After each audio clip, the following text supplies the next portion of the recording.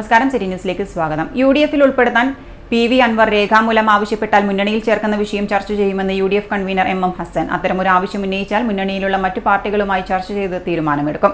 തൃണമൂൽ കോൺഗ്രസിന് കേരള രാഷ്ട്രീയത്തിൽ ഇടം കിട്ടുമോ എന്ന ചോദ്യത്തിന് താനല്ല മറുപടി പറയേണ്ടതെന്നും MM ഹസൻ കൂട്ടിച്ചേർത്തു.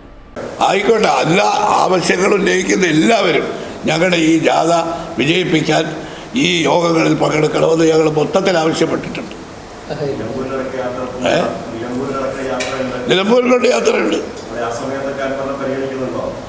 അൻവറിനെ കേൾക്കാൻ വരാം, അതിൽ പങ്കെടുക്കാം. അതിന് പ്രത്യേകം ഞങ്ങൾ മൊത്തത്തിൽ എല്ലാവരെയും ക്ഷണിച്ചിട്ടുണ്ടല്ലോ. ഔദ്യോഗികമായിട്ട് ഇപ്പോൾ നിങ്ങളെ ക്ഷണിക്കുകയല്ലേ.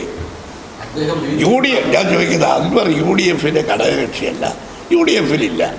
UDF നേതാക്കളാണ് ഇതിൽ നേതൃത്വം കൊടുക്കുന്നതും UDF പ്രവർത്തകരും സാധാരണ കർഷകരുമാണ് പങ്കെടുക്കുന്നത്.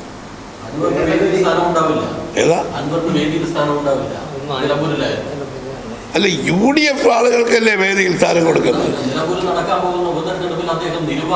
ഇല്ല, അതേ രാജിവെച്ച് കഴിഞ്ഞാൽ അവിടുത്തെ MLA അല്ലല്ലോ.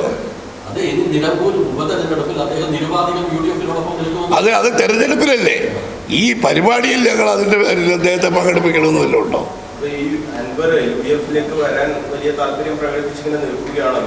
ഞങ്ങൾ വളരെ പ്രാവശ്യം എല്ലാ നേതാക്കന്മാരും ഇന്നലെ കുഞ്ഞാലിക്കുട്ടിയും ആവർത്തിച്ച് പറഞ്ഞു, അങ്ങനെ ഒരു ആവശ്യം UDF-ൻ്റെ മുമ്പിലേക്ക് വന്നാൽ ഞങ്ങൾ UDF കൂടും, ചർച്ച ചെയ്യും, എന്നിട്ട് പറയാം.